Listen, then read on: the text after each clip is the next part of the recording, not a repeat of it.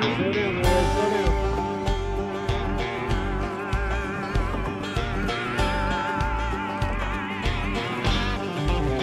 Now that's a bullfrog. Yeah, tonight we're out here. We're going to be frogging the slough. We're looking for good-sized bullfrogs. They're good to eat. We'll be out here for most of the night until about morning. There's no limit on frogs, so you're allowed to catch whatever you want. They're not native to the frogs, the bullfrogs we're after. They're not native to California, so that's what we're looking for. Good eating. They eat crawdads, bugs, and all that, of course.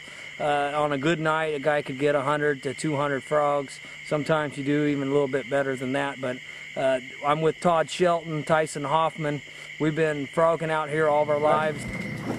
See him? No. Right there, Tyson. Right there, see him? Yeah, I can beat him.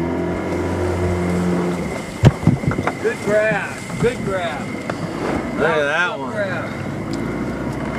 My father, my father's father, so third generation of catching bullfrogs, and a lot of people they get the creepies about eating frogs, but once you eat them, you know they're pretty good, and it's a good time. It's a good time to spend, good evening to spend with your friends.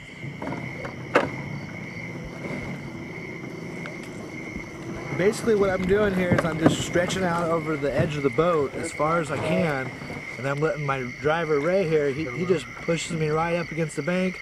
My hands are already out, and just as soon as I get close enough, I just grab them up with my hands, and then I'll push off the bank to shove back into the ditch so we can keep on going.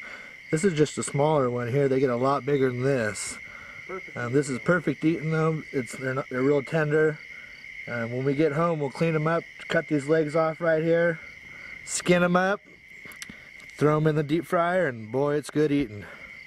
We're going to get a lot of frogs tonight. It's been a great year, like the stripers and the ducks, and the frogs have been, this year's been one of the better years, 2006. Been one of the better years I've ever seen by far. So we're going to go out, we're going to get some bullfrogs tonight, and we're going to, you know, we've got to deal with the bugs, of course, and everything else, but it's a good time. Just you want to find some sloughs where there's a lot of standing water next to a ditch, where they'll come out of that standing water, they'll go into these ditches to feed and whatnot. But yeah, you can catch a lot of frogs in areas like that, and that's what we're focusing on tonight, is a little runoff ditch right next to a big major marsh that lots of standing water in that, and the frogs will move into these ditches and they'll be feeding on crawdads and the bugs, and we'll be picking them up out this ditch tonight. A little bit of tractor, a little bit of farm, a little bit of cornfield, and a little bit of barn, a little bit of come on, a little bit of play, a little bit of yeehaw in the hay, a Dixie cup of homemade wine, a little bit of life. I breathe in, I breathe out, yeah, sleeping all night with the windows down, up in the morning, stirring around, drink a pot of coffee and I head off to town. Work, work, work all day long. Crank it up, back it up, bring it on home. Supper on the table and I eat me a bite. Then we snuggle on the porch by the pale moonlight. A little bit of me and you doing alright. A little bit of life. Right, ball. Right in front of you. Barrels right in front of you. See him? Yep. Got him. Good grab. Yeah. That's a good That's grab. a good grab there. That was a good grab. That was it. This one was swimming away, and I went ahead and reached under there, reaching for him anyways, and I got lucky and caught him, because he was swimming under the water. That ain't luck. You haven't missed a frog That's all a big night. one. Well, I guess it's He's not got a little luck. mud on his face. Good grab. Good job. Yeah, we broke our record this year. We had 230 frogs, actually 234 frogs in one night. We were going along the ditch, and we couldn't figure out why the frogs kept jumping in the water just as we were getting to them. They were right there for us all night, and we were making a lot of easy grabs, and it was real easy to catch them and that, but they started jumping in the water. Well, we weren't looking up in the air. We looked up in the air, and it got light. It was the next day. It was morning. And so we figured, well, we better go home and get some sleep, and we came back a few nights later, and we did real well, but we didn't do nothing like 234. But that's our own personal record, and you know, I don't know if I want to go that hard ever again and try to beat that. But it was a good night, and we're gonna have a nice winter of a bunch of frog legs to eat all winter. So yeah, it was a good night. A little bit of life.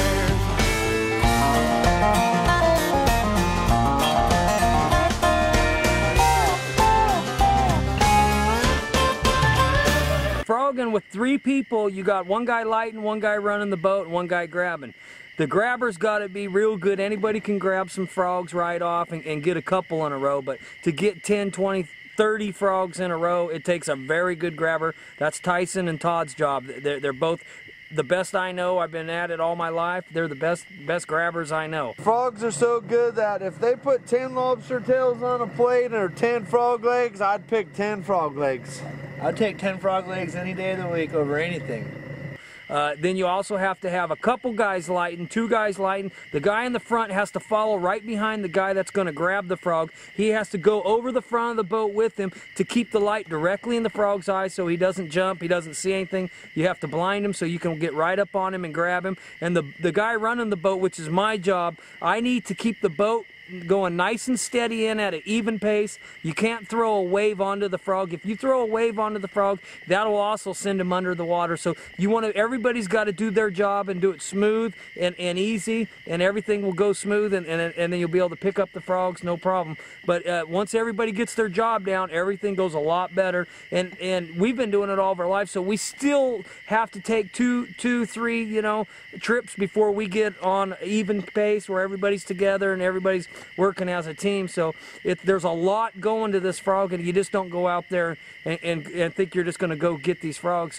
You've got to have, everybody's got to be a team, work together. It takes a lot to do it, but you got to have a good lighter, a good grabber. They've got to be able to do both jobs, and then you got to have a guy in the boat running the boat and whatnot. And then you got to process the frog. You got to put it in your gunny sack, make sure it's tied off, otherwise they come crawling out and jumping out. You lose your frogs like that also. So then of course you got to skin them later on. So anyways, it takes a team, and 3 guys is a perfect team, and I've got the perfect team.